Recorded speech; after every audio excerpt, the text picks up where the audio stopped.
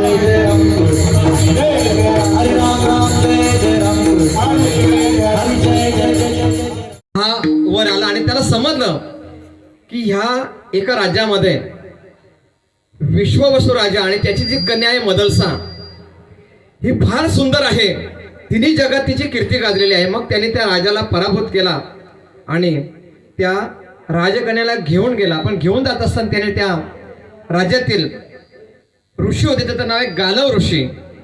त्या गालव ऋषीचा आश्रमाचा संपूर्ण यज्ञ उद्ध्वस्त केला. आणि मग ते ऋषी नाराज झाले. हे भगवंत, आम्ही तुझी सेवा करतो आणि तुझी सेवा आम्ही करत असताना आम्हाला असा त्रास होतो, मग आम्ही सेवा तुझी कशाला करायची? तुझ्या नामाचा प्रसार आम्ही करतो. आज हे मंत्री होतात पण त्याचा प्रसार कोण करतो? इकडे खाली आपण करतो ना, ते येत नाही प्रत्येक गावाला प्रसार करायला. मग तसं तो ऋषी बोलतात का, अरे भगवंत, तू स्वर्गात राहतो, वैकुंठात राहतो, तुझ्या नावाची कीर्ती आम्ही जगामध्ये गाजवतो, मग हे आमच्या वाट्याला असं का, दुःख का, आम्हाला का त्रास आहे? ऋषी हा राक्षसा नेहमी होत असतो. मग त्यावेळेस देवलोकातून एक देवदूत आला आणि त्या ऋषीला एक अश्व दिला आणि ऋषीने सांगितलं की अश्व घे आणि बाजूचं राज्य आहे त्या राज्यामध्ये शत्रुजित नावाचा राजा आहे, त्या राजाकडं हा अश्व घेऊन जा. आणि त्या राजाचा राजपुत्र एवढा शूर आहे की तो हा अश्व जर त्याला दिला तर तो पाताळ लोकात जाऊन त्या राक्षसाला मारेल, त्याचा वध करेल. आणि मग तो ऋषी, गालव ऋषी, हे ते घोडा घेऊन त्या राजाकडे गेले आणि त्या राजाला विनंती केली की हे पाताळ लोकातून राक्षस येथे ठिकाणी येत असतात आणि आपल्या सुंदर अशा ह्या पृथ्वीचा नाचूस करतात, ऋषींना त्रास देतात, यज्ञ मोडतात, सभा मंडप मोडतात आणि हे शेवटी जोडायला आपल्याला किती त्रास होतो पुन्हा. आणि त्या काळचे राजे होते, हे ऋषींचं संरक्षण करायचे, आश्रमांचं संवर्धन करायचे, जे जे लागेल ते आश्रमांना पुरवायचे, अशी पूर्वीची प्रथा होती. कारण ऋषी मुनी यांचं काम होतं फक्त धर्मकार्य करणे आणि राज्याचं काम होतं ह्या राजाचं संगोपन करणे. राजांनी आपल्या राजपुत्राला आज्ञा दिली की ऋषीची आज्ञा आहे की अश्व घेऊन तू पाताळ लोकात जा आणि त्या तालकेतू राक्षसाचा वध करू नये. राजपुत्र आज्ञाधारक होता, त्यांनी आपले जे काही सैन्य असेल ते घेतलं आणि निघाले, पाताळ लोकात गेले. पाताळ लोकात जाऊन त्या तालकेतूचा वध केला, राक्षस सेना मारली. आणि त्या तालकेतूच्या दरबारामध्ये, महालामध्ये असलेली ती राजकन्या होती. बघा, पूर्वीचे राक्षस होते, परंतु ते राक्षस आपण प्रत्येक पुराणात बघा, कुठल्याही राक्षसाने कुठल्याही स्त्रीवरती कधीच अन्याय केलेला नाही. असं एकतरी उदाहरण दाखवा की छल कपट करून कुठल्याही. मग रावण एवढा मोठा राजा होता, दशकर्ते ब्राह्मण होता, नव्याने स्वर्गाधिपती होता, सीता मातेला त्याने नेले, परंतु अंगाला स्पर्श सुद्धा केला नाही. कारण जरी हे राक्षस असले तरी ते तपश्चर्या करायचे, ध्यानधारणा करायचे, साधना करायचे आणि साधनेवरती भगवंताला प्रसन्न करायचे. अनेक पुराण तुम्ही पहा, देवी महात्म्य पहा, कुठलंही पुराण पहा तुम्ही, या राक्षसांनी अनेक तपश्चर्या केलेली आहे.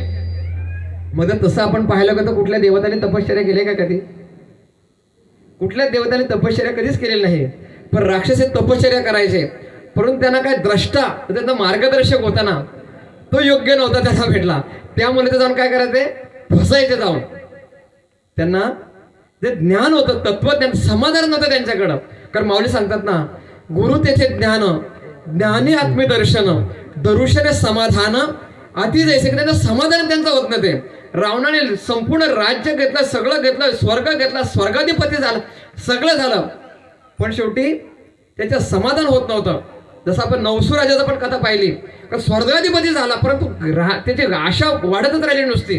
कारण त्यांना मार्गदर्शन, समाधान नव्हतं, त्यांना समाधान नव्हतं त्यांचं कुठल्या बाबतीत. परंतु हे कसे होते, देवभक्त होते, ते भगवंताची सेवा करायचे आणि वाईट विचार नव्हता मनामध्ये. ती महालामध्ये होती, कोण, मदलसा माता, भगवंताचं चिंतन करत होती. कारण विश्वास होता की भगवंत मला यातून सोडवणार. आणि तो राजपुत्र गेला आणि त्याने त्या मदलसा मातेला सोडून आणि तिच्या वडिलांकडे सोपवली, विश्वासाकडे सोपवली. आपल्या राज्यात आल्यानंतर आपल्या वडिलांना सांगितलं की अशी अशी राजकन्या त्या तालकेतूच्या कैदेतून आणलेली आहे आणि ती फार सुंदर आहे, त्रिजगतामध्ये तिची ख्याती आहे आणि मला असं वाटतं की ती राजकन्या आपल्या राज्याची कुलवधू व्हावी. कारण पूर्वी आदर असायचा. वडिलांच्या मार्गदर्शनाने, आई वडिलांना विचारून मुलं कार्य करत असत. जर आता आपण पाहायला गेलो तर फार बिकट परिस्थिती आहे. समोर मुंबईकर बसले, अनेक लव्ह जिहादच्या प्रश्न सोडवतात ते. एखादा सुंदर मुलगा जर पाहिला तर मुळे सहज त्याच्या भाळतात. आता तर रस्त्यात उदाहरण झालं आमचा येताना, आणि तो नुसता भंगार असतो एकदम.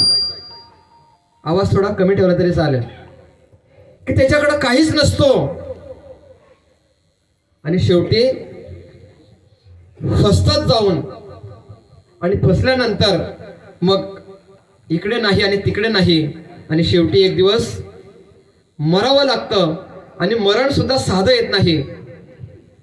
मरण त्यांना साधं येत नाही. आपण अनेक उदाहरणं पाहिलं असेल की कोणी सुटकेस मधून भरून मारलंय, कोणी ड्रम मध्ये भरून टाकलंय, कोणी ऍसिड टाकून मारलंय, किंवा अनेक छळ करून शेवटी त्यांना मृत्यू आलेला आहे. परंतु त्या काळात ह्या ज्या कन्या होत्या, हे जे राजपुत्र होते, हे वडिलांच्या विचाराने त्यांचा मान राखून सर्व कार्य करत असत. राजाला सांगितलं की आपल्या राजाची कुलवधू व्हावी. मग तो प्रस्ताव तिकडच्या राज्यात गेला, आणि साहजिकच आहे तिकडच्या राजाला पण वाटलंच असेल की ते एवढा पराक्रमी राजपुत्र आहे की ज्याने पातालात जाऊन आपल्या कन्याला सोडून आलेला आहे, आणि असा वर जर आपल्या मुलीला मिळत असेल तर याच्यामध्ये शंका घेण्याचं कारण नाही.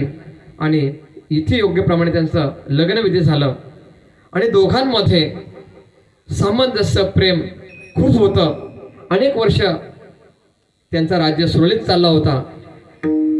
पुढे पुन्हा या पाताल लोकांमध्ये दुष्ट विचार, दुष्ट प्रवृत्ती जागृत झाली, आणि मग काय, बदला. आता बदला घ्यायचा, आणि पुन्हा ते लोक, पाताळातले लोक, त्यांचा एक पुन्हा राजा निर्माण झाला. ते पुन्हा राजा करायचे, पुन्हा त्यांचा कोणतरी एक मोरक्या करायचा, आणि पुन्हा यायचे. कारण ते किती मेले तरी ते मरतच नव्हते. आले पुन्हा ह्या राज्यावरती आक्रमण केला. बरेच दिवस युद्ध चालला. हा ऋतुध्वज राजा, हा राजपुत्र होता, हा काय त्याने हरत नव्हता. मग त्याने खोटी अफवा पसरवली. बघा, खोटी अफवा पसरवणं पूर्वीपासून आहे. हा, आपण जालिंदराचं उदाहरण पाहिलं असेल. खोटे आणि सगळे राक्षस आहेत ना, हे सगळे फसवूनच मारलेत. एकाला पण समोरून मारला नाही. शुंभ निशुंभ पहा, मधुकैटप पहा. त्या मधुकैटपला तर भगवंताने सांगितलं, अरे मला वरदान दे. काय अरे तुम्ही मरा आता. देवाला त्यांच्याकडे मागायला लागलं.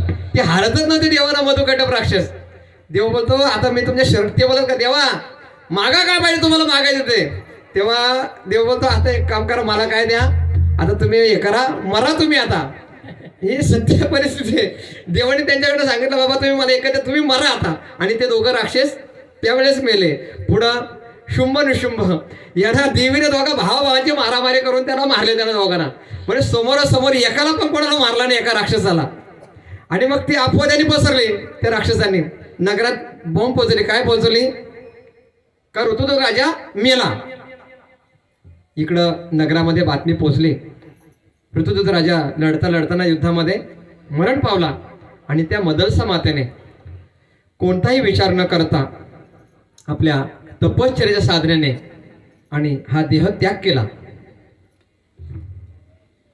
देहत्याग केला, पतिव्रत होती ती. आज जर ज्ञानोबा आहेत त्या माऊलीचं उदाहरण घेतात, म्हणजे ती माऊली साधी असेल का. पुढे तो ऋतुध्वज राजा, तो पराक्रमीच होता. त्याने त्या राक्षसांना मारून आणि आपल्या नगरामध्ये आला.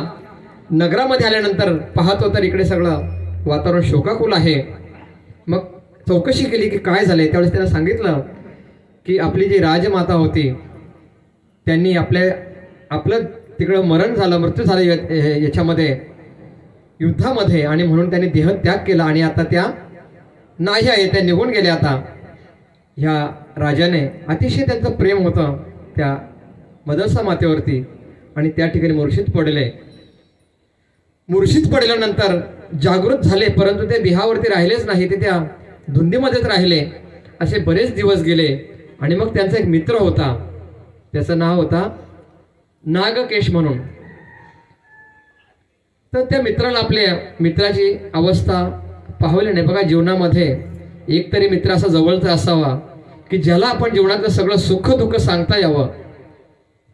जीवनात एकतरी मित्र आपल्याला पाहिजे, कारण आपण आपल्या मनातलं दुःख आहे ना, हे कोणाकडेच सांगत नाही, ते फक्त आपल्या मित्राकडे सांगतो आणि मित्र आपल्याला याच्यातून बाहेर काढत असतो. मग अनेक अशी मित्राची उदाहरणं आहेत. सुदामा देवाचं उदाहरण आहे. अशी अनेक उदाहरणं आहेत मित्रांची की जे शेवटी त्या दुःखातून, त्या संकटातून आपल्याला काढत असतात बाहेर. मग त्या नागकेशाने विचार केला की हा माझा मित्र, की एवढा हा शौर्यवान होता आणि अशी याची अवस्था झालेली आहे, आता मला काहीतरी केलं पाहिजे. आणि मग त्याने साधना चालू केली. कोणाची साधना केली?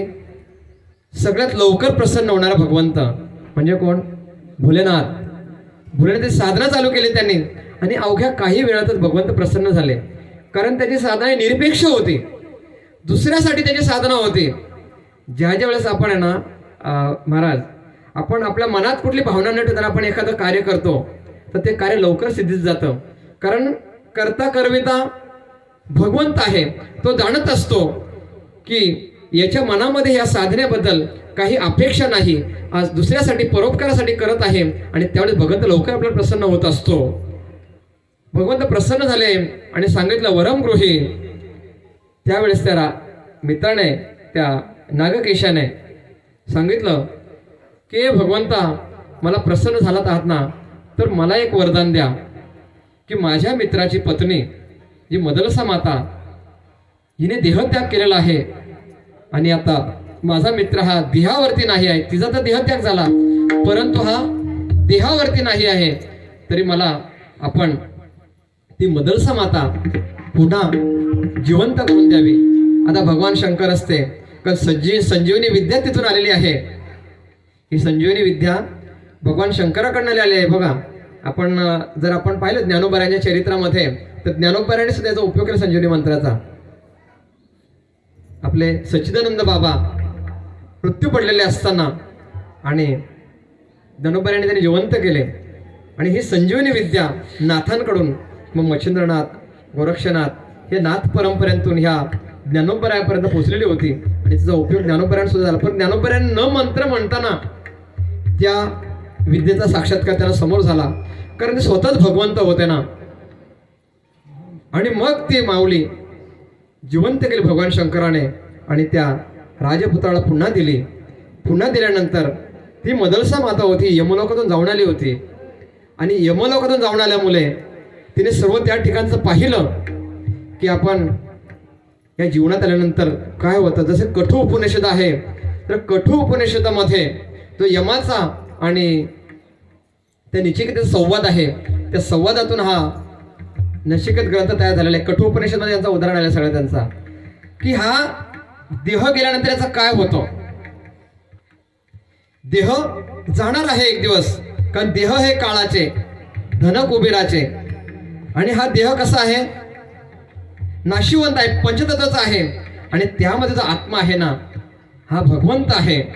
का ज्ञानोबराय सांगतात का ज्ञानदेवाप्रमाणे आत्मा हा निधान सर्वा घटी पूर्ण एक नांदे, की प्रमाण देऊन सांगतात ज्ञानोबराय की मी काय करतो, प्रमाण देतो. काय? आत्मा हा काय निधान आहे आणि तो प्रत्येकाच्या शरीरामध्ये भगवंत स्वरूप वास करत असतो. आणि मग ही मदलसा मातेने तो अभ्यास सर्व पाहिला, यमनगरी पाहिले तिने, आणि ती भगवत भक्त होती, त्यामुळे तिला सर्व ते तिथील आठवलं आणि संजीवनी मंत्राने पुन्हा जिवंत झाली होती. तसं जर पाहायला गेलो आपण तर आपल्याला मागच्या जन्मातलं काही आठवत नाही, कारण आपल्याला प्रत्येकाला 1 कोटी वेळा जन्म घ्यायचे, मनुष्य जन्म. मी नाही सांगत, आपलं पुराण सांगतो, गरुड पुराण सांगतो, तुकोबराय सांगतात, सर्व संत मागतं सांगतात, एक योनी कोटी वेळा फेरा, आणि ह्या योनीत आल्यानंतर आपण आपल्या जीवनाचा उद्धार करायचा आहे. आपली आता ही पहिली पायरी आहे. समजा आपली एखादा मालकरी नसेल आणि ते भगवत भक्तीला लागणे ही त्याच्या जीवनातली पहिली पायरी. आपला हा देह कसा आपण आता साफ करायला लावला आहे. मुंबईकरी समोर बसले आहेत, त्यांच्या घरी मंदिर आहेत आणि अजून ते देह पवित्र करतायत त्यांचा. लगेच आला ना माल घातली नाही चालत.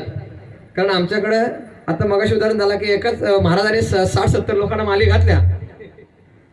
सत्य परिस्थिती. आणि आता मागच्या वेळेस त्यांच्याकडे कार्यक्रम झाला, आता त्यातले फक्त 4-5 जण राहिले फक्त बाकी. कारण का देह पवित्र नाही केला. आपण म्हणतो ना सोन्याचे भांडे, दुधाचे अंधन, कुसुंबा घालून नाश केला. हे दूध आहे का? दूध सांगतोय का दूध कसं आहे? पवित्र आहे. आणि नाम हे पवित्र आहे. माऊली सांगतात ना, पाहे पा दूध पवित्र आणि गोड, पाशे त्वचेच्या पदराआड, परी त्या अविरण गोचिड अशुद्ध शेवे. हे दूध पवित्र आहे, नाम पवित्र आहे. सगळ्यात पवित्र काय आहे? नाम आहे. आणि ते नाम या देहात जर साठवायचं असेल ना, मग जन्मोजन्मी आम्ही बहु पुण्य केले, देवा या विठ्ठले कृपा केली. आपण अनेक जन्म घेऊन घेऊन घेऊन आता भगवत भक्तीला लागलेलो आहोत. आमचे मामा बघा समोर आहे, त्यांचं उदाहरण आहे. आज ते माझ्यापेक्षा तरी श्रेष्ठ आहेत ते. कारण का मला जन्मापासून हे मांस मच्छी माहीतच नाही, परंतु त्यांनी त्याचा सगळा हे जिभेला सगळे त्याने चोचले पुरवलेत आणि त्याच्यावर त्याने ताबा मिळवलाय. आज हे अर्धवट मार्क झालेत ना, हे आपल्याशी श्रेष्ठ. मी त्यांना मानतो, तुम्ही मानण्याचा नका मानू. नाही, सत्य परिस्थिती सांगतो तुम्हाला मी. कारण त्यांनी त्या जिभेला एकदा माणसाने ज्या गोष्टी चव चाकली का तो ती कधी सोडत नाही मरेपर्यंत. बेवडा बघा मरतो दारूमध्ये अक्षरशः क्षीण होऊन तो मरतो. किडन्या खराब होतात त्याच्या. सगळं त्याला समजतं की माझ्या किडन्या खराब होणार आहेत. या हातापायच्या काड्या सगळ्या त्याच्या होतात, असा तुंतुण्यासारखा होत होतो. पण तो दारू सोडतो का? नाही सोडत. म्हणून ते माझ्यापेक्षा मी त्यांना श्रेष्ठ मानतो. जे अर्धवट मार्के आपल्या जीवनामध्ये अर्धेवरती मालकरी झालेत ना, ते श्रेष्ठ आहेत. त्यांनी जिभेवरती त्याच्या रचनेवरती ताबा मिळवला त्यांनी. ही जीवनातली फार मोठी त्यांची गोष्ट आहे. आणि म्हणून हे जे नाम साठवायचं आहे ना, हा देह पवित्र केला पाहिजे. आपण कुठे होतो की आपण बहुत जन्म बहुत सुकृताची जोडी. आपल्याला एका जन्मात मोक्ष मिळणार नाही. ते तैत्तरीय उपनिषद काय सांगतात? तत्व असे की तू कोण आहे? स्वतः भगवंत आहे. सोहम. मांडूक्य उपनिषद सांगतोय सोहम. कोण आहे? तू भगवंत आहे. मी स्वतः कोण आहे? ब्रह्मस्वरूप आहे. की हे जगामध्ये काय आहे माहिती का? पिंडी ते ब्रह्मांडी. मग आपण जर विचारसागर पाहिलं का, ते काय सांगितलं की हे दिसतंय ते नष्ट म्हणजे असत्य आहे.